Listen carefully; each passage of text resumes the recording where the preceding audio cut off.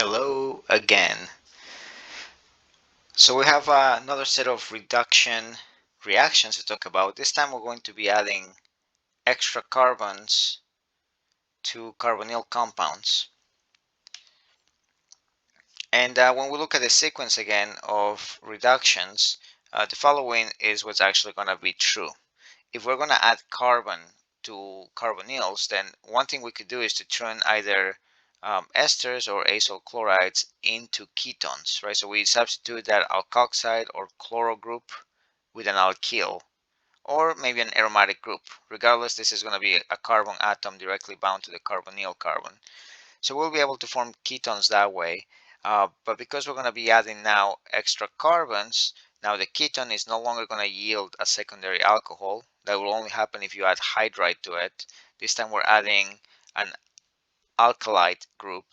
So that will now generate a tertiary alcohol.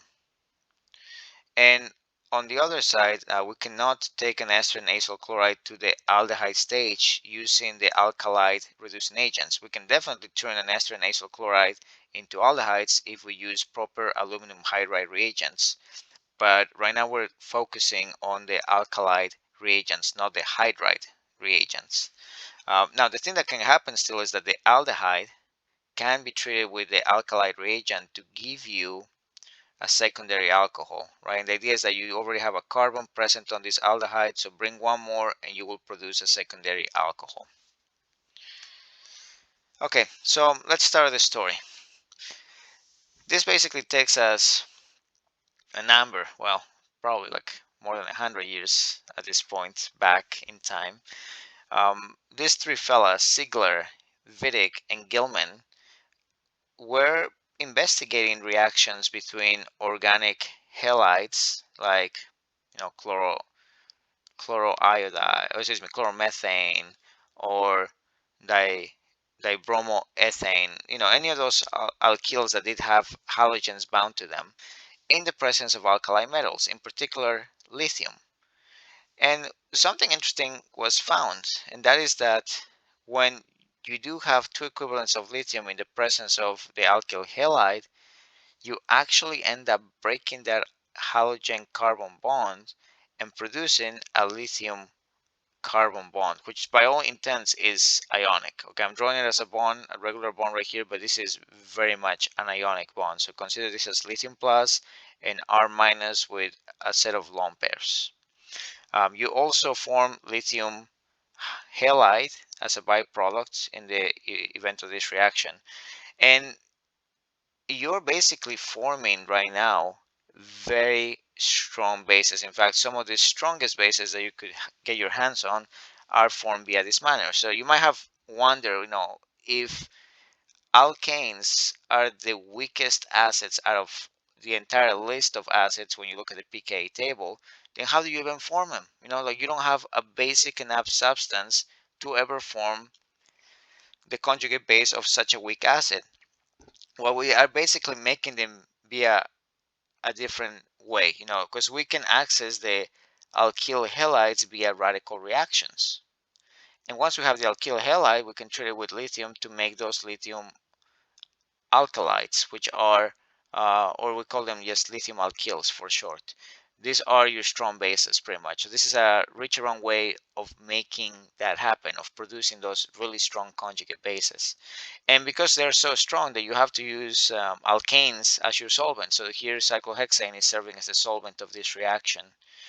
Same thing here. You could use, you could start with butyl, or in this case, excuse me, propyl bromide, for instance, and react it with two equivalents of lithium. You'll kick away lithium bromide, and you'll also make your propyl lithium or lithium propane.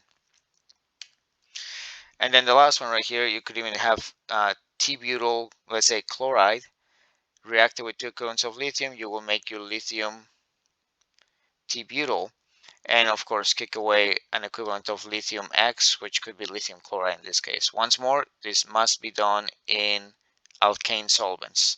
Any other solvent is going to be too acidic from the point of view of these bases to be actually compatible with the base that we're producing. So this has to be done in alkane solvent.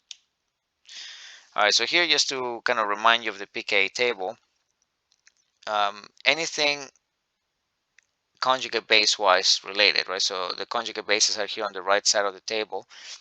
If the conjugate base is hydroxide, that's already considered a strong base. But the further down we go on this table, the stronger the base becomes, the stronger, stronger, stronger. So alkoxide is already considered pretty strong. Your deprotonated alkynes are darn strong. Hydrides, they are definitely strong bases, but we also use them as reducing agents, as you saw in the previous set of lectures. Um, but then by the time we get to the deprotonated alkane, we're dealing with the strongest base in the family, right? So you have to be kind of careful with these things, especially if you're dealing with um, deprotonated alkanes that have higher substitution. Because, for instance, notice here that we have this is a methyl anion. Uh, we have the 2 electrons there because we've deprotonated it, right? We have one less proton, but you do have those 2 electrons still there. So this is CH3 1 minus. Um, Technically speaking, this is trigonal pyramidal in shape, and this is in contrast to what we're seeing with the carbocations and the radicals, simply because now we have a full p orbital with electrons on it. So because of that, the electrons are really pushing down on the bonds, making this a trigonal pyramidal type of shape. Okay, now for methyl, that's kind of the end of the story, but consider what happens when you start substituting those hydrogens with other alkyls. So this is a primary carboanion. Now you have the CH bond donating electron density. If you move to a secondary carbonion, you have even more electron density yielded to that carbonion. And then the tertiary example donates the most electron density. And whereas for carbocations and radicals, this was a good thing, here this is terrible because the p orbital in the middle no longer has a deficiency of electrons. It's completely full. As far as it's concerned, it doesn't want to see electrons. It's done with electrons. It's got what it needs. So this is a terrible situation because now you have serious electron repulsion going on here, and that makes this particular tertiary carbanion the most reactive out of the bunch. Methyl carbanion is still reactive, but nothing compared to tertiary carbanion.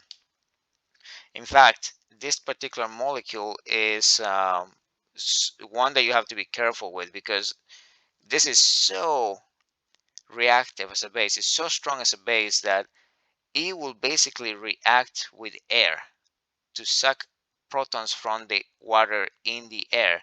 And when it does that, it gives you so much energy because you have now turned something that was so unstable due to all that hyperconjugation going on to something that now doesn't have to deal with so much negative charge colliding onto each other, that the energy being given off basically serves to get the flash point of the molecule and combust the molecule altogether.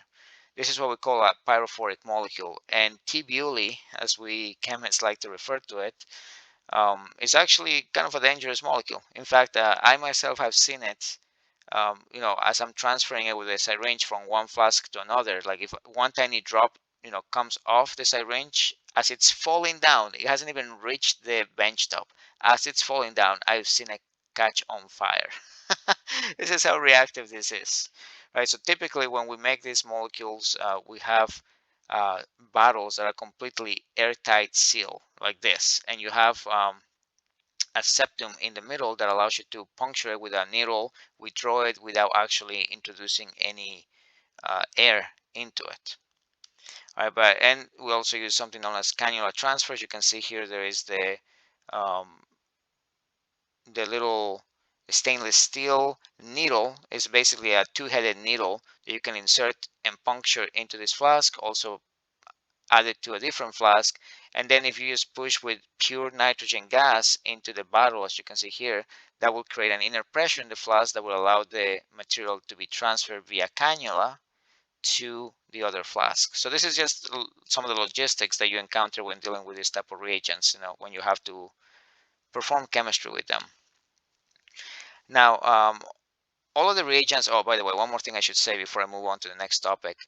All of these reagents, the lithium alkyls, are also known as Gilman reagents in honor of Henry Gilman, who is one of the people that pioneered this type of chemistry. All right, so if you hear me in the future say, Gilman reagents or lithium alkyls, I'm talking about the same thing. All right, now this brings us to the next, the next fella, Victor Grignard. Okay, so this fella, okay, this guy really, he really wanted to show off with that mustache. Like I don't know how long it took him to grow that atrocity, but there you have it. So Victor Grignard. Okay, as much as I'm talking smack, this is actually one of my favorite reactions. So kudos to Mr. Victor, because what he did for us chemists is to yield a material that is in some ways it accomplishes the same task as the lithium alkyls, but because now we're combining that alkyl with magnesium 2 plus, this is not as crazy of a reagent as the lithium alkyls in terms of catching on fire. Now mind you, many of the Grignard reagents can still catch on fire, but they're not as bad as what I've seen with lithium alkyls. In fact, one attribute that kind of like confirms this statement is the fact that you no longer have to use alkane solvents to make this happen. You can make this happen in ether solvents that by all accounts have much more acidic protons present, and they're actually not just stable to that solvent. You could actually keep the Grignard material in ether solvent indefinitely, and it's generally okay. Sometimes you have to like keep it semi-cool just to like preserve the lifetime of the reagent, but that's a different story. All right, so this is the way this works. You have your magnesium atom. Sometimes this needs to be activated because the surface contains plenty of magnesium oxide on it, which is not reactive because it already has magnesium 2 plus present.